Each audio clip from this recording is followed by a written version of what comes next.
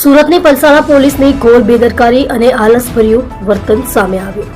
સુરત જિલ્લા પલસાણા પોલીસની લાલિયાવાડી સામે આવી પોતાની ઇકો કાર ચોરી થયાની ફરિયાદ આપવા માટે ફરિયાદીને વારંવાર ધક્કા ખવડાવતી સુરત જિલ્લાની જાંબાઝ પલસાણા પોલીસ આ મહિનાની 7 તારીખના રાત્રે ચોરી થયેલી ઇકો ગાડીએ હજુ સુધી અરજીના કામે ફરિયાદીને લટકાવી રાખી સુરત જિલ્લા પલસાણા પોલીસ ચોરી કરતા ચોરો ગાડી લઈને ફરાર થતા સીસીટીવી કેમેરામાં કેદ પણ ફરિયાદ લેવામાં આનાકાની કરતી પલસાણા પોલીસ।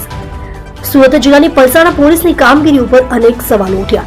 બાઇક પર આવી 2 ચોરો ઇકો કાર ચોરી ફરાર થઈ ગયા અને પલસાણા પોલીસ ઊંઘમાં।